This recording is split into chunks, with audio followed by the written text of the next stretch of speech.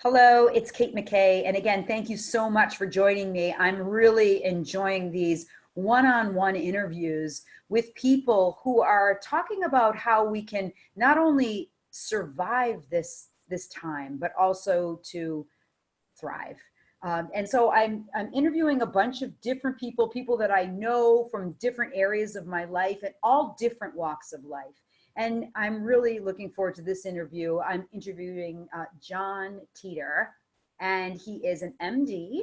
And I'm going to give you just a little bio and then bring him on. He is currently a senior director and global product development person at Pfizer. He's also a staff physician in the pulmonary and critical care medicine and West Haven Medical VA Hospital. And we're going to talk today what we were thinking we would focus on. And welcome, John. I'm super excited that you're here. Thank you, Kate. Wonderful to be with you. Yeah, thank you so much.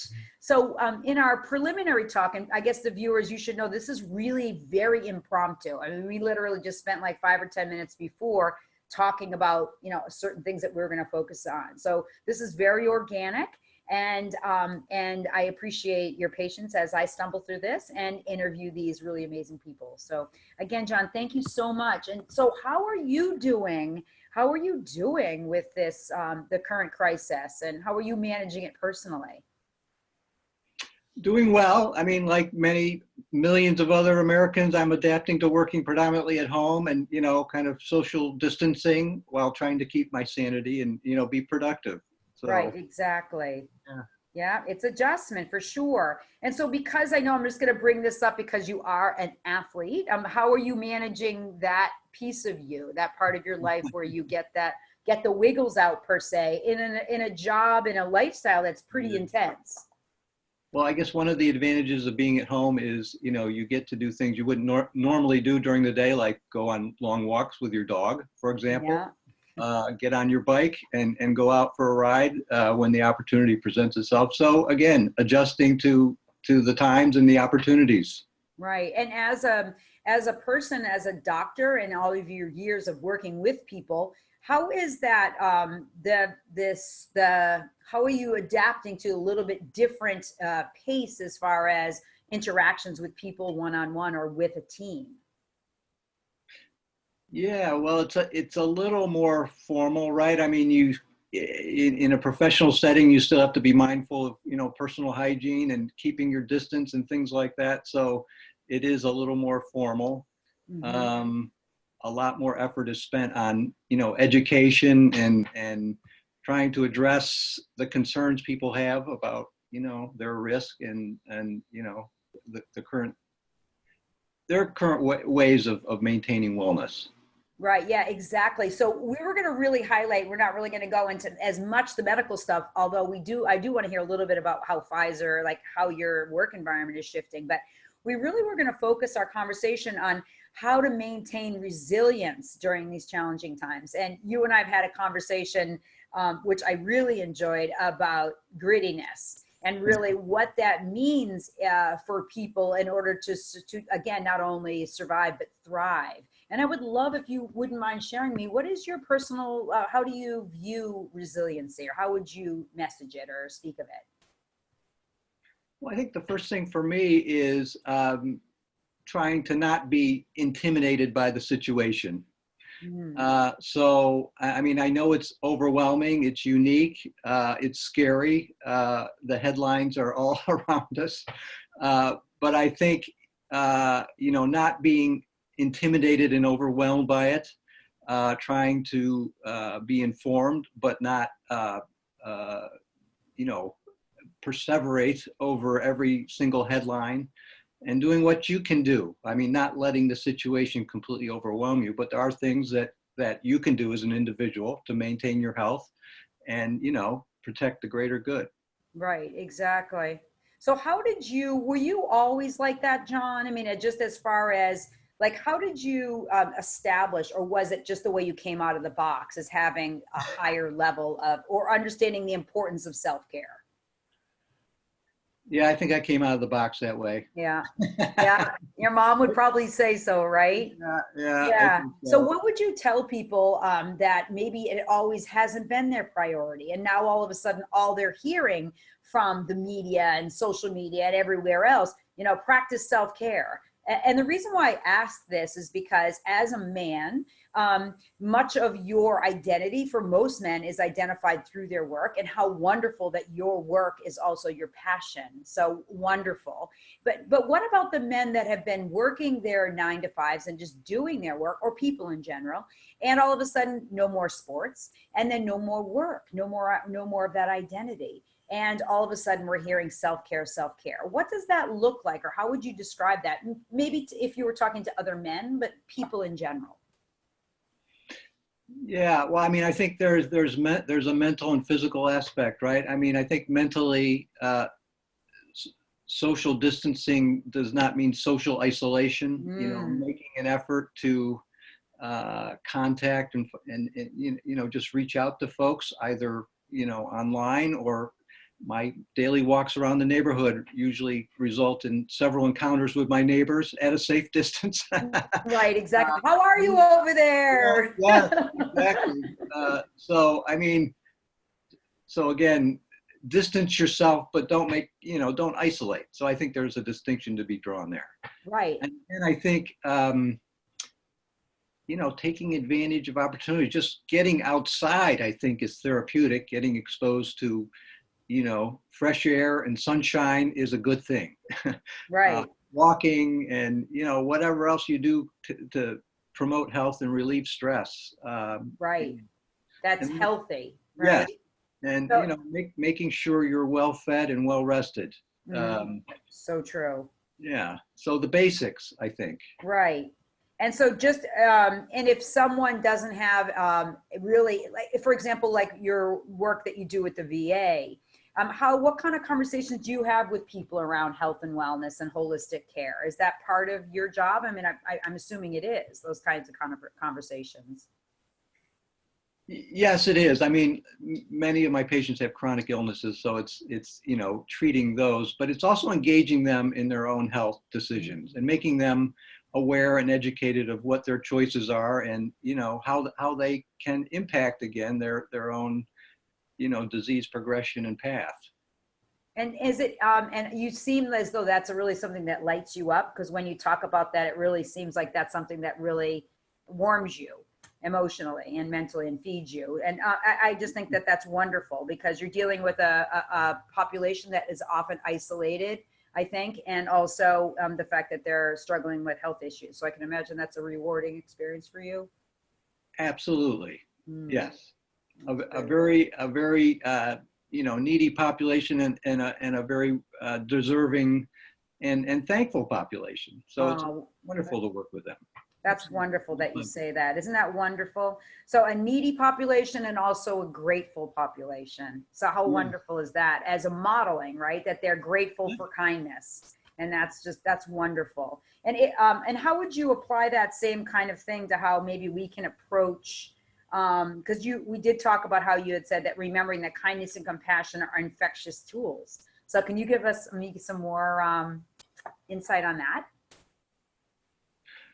Well, I mean, there's a lot of benefit in human interaction, and in these days when there's maybe an enhanced degree of paranoia about what's going on, and a resistance to engage, just normal human kindness and compassion go a long way, and I think people really respond to that, Mm, like we often do as humans in a crisis situation. So and it's very, again, in my daily walks around the neighborhood, just a simple hello, how you doing, are you well, that type of thing. It's great, right? And there's yeah. a tangible benefit to that. Right. Yeah, definitely. Yeah. And the reason why I bring up the whole idea behind men is because I had done a fair amount of interviewing for some articles and some pieces that I'm writing about men. And the number one way that men can self-care is in relationship and communication. And that's my biggest fear with this situation, is exactly how you worded it, that distancing doesn't mean isolation. So what are the ways that we can ensure that men, women and men, but men in particular, women are generally it's easier for us if we're upset about something, we have, girlfriends we can call, but men don't necessarily do that. And so how we can make sure we build that bridge of compassion and conversations. And that's why I'm so moved by this ability of you and I to have this type of conversation, where how rare is it for most people to be this close, which it's intimately pretty close, even though we're on a screen, facing each other, fully listening, fully present. And this is a great, even though we're on a computer, it feels intimate. So I'm just like, I'm happy about that. So I'm hoping that what we can do is we can use technology. Remember when we were kids and we used to use the cans and the string and talk to each other, our neighbors across the way, right? So how can we symbolically use that image to stay in connection, even when we're being encouraged to not connect? Yeah. Exactly. Yes. No, I think the traditional male role is to be in charge and right to be in charge of a situation, and our present circumstances kind of largely remove the ability to be in that role because of all the uncertainty. So right, I agree. That's really cool. I remember there was this funny study. It was actually like a functioning organization, and it was called the Man Shed. And I think it was in Australia, and it was a way for men to get together, and they had literally had like a shed of tools, and they would get together and they would like build stuff, and it was their way of bonding. And parallel playing, there's something to be said for how men work together, and I think that that's something to be encouraged. And I'm hoping that there are some things that come out of this, whether it's meetup groups or getting on Zoom calls and just being able to hang out and make connection, because I think it's going to be really important. Right now there's some novelty to it, like, oh, this is kind of cool, but I think that we're going to have some stress, internal stress will be occurring, and that's why I'm finding this to be so important, to be able to have these kind of conversations. No, and I think we need to leverage technology, to your point. Especially in circumstances like this, where it promotes interaction without being in direct contact, which is what we need to do right now. Yeah, true. Yeah. And could you just talk just a little bit more? I have a couple I'm so curious about. I have a million questions in my head, but if you could just talk to me a little bit more about how you've used resiliency, maybe giving an example of how resilience is really plays in your life, and maybe something that you learned or how you learned to be so resilient. Sure. Well, resilience for me is a mindset. So in the present circumstances, I think the mindset has to be, getting through the current challenge. It's not that we're going to be overwhelmed or be defeated by this, but we will get through it. And with that, acknowledging that there are going to be trials and tribulations, and it may be difficult to get through each and every one of those, but the end goal is survival and thriving, which I think is our theme for today. So keeping that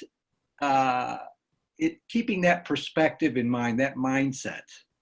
I know you're an athlete too, Kate, and so you no pain, no gain. Maybe that's simplistic, but there are challenging times that are quote unquote painful, that we all go through in achieving greater goals. So it sure is true, boy. So there is a chance that, just being the doctor that you are, that there is, I know your work has said that there are some people that are on the staff that are doctors. How are you feeling about the possibility of being asked or called to be more on the front line of this health crisis? Well, if the need arises, there's no question that I would certainly, join in the fight. There's no question. I mean, and I think virtually all physicians would tell you the same thing. It's what we do. It's what we're trained to do. And so it's what we will do to, get us through this. So if the bell is rung, I will answer it. Wow, that's intense. I hope it isn't. I mean, not because I don't want to contribute, but because if it if the bell is rung, then, it's going to be indicative of, a larger resource need than we perhaps, currently anticipate. Right. So on a personal level, yes, I hear that for sure. Yeah. So your work is actually, you are a researcher and you are researching different drugs. What do you see? How is that landscape shifting and changing? Speaking of resilience. Yeah. Well, I mean, the pandemic's having a pretty profound effect on the conduct of clinical research in the pharmaceutical industry, which is what I do. I mean, we have to be mindful of the health and well-being of our research subjects and site staff who are out there, on the front lines. So everything we can do to promote, wellness and adjust our trials as needed to do that as the primary goal for right now, we are doing. Yeah, because I mean, it's pretty intense that we have that as the front line. Like, for some reason, I had known that there was going to be intuitively, I'm pretty intuitive kind of gal, and I intuitively kind of sensed something. And for some reason, and I feel kind of silly, but I never thought of a virus. I don't know. I feel like so ignorant that I never had that in my consciousness. Yeah. Did you? Like, I know that there was word up about this virus and in October, Yeah. I heard recently. Yeah. Well, of course, there are great examples of viral pandemics. The swine flu of 1918, for example. And, there have been previous coronavirus outbreaks that haven't been as large as this, the SARS and the MERS previously. So, yes, and, there's always been the potential or the warnings that something like this could happen. So I'm personally not surprised. It was kind of a matter of time, I think. Wow. Okay. Yeah, that's pretty intense. Yeah. Wow.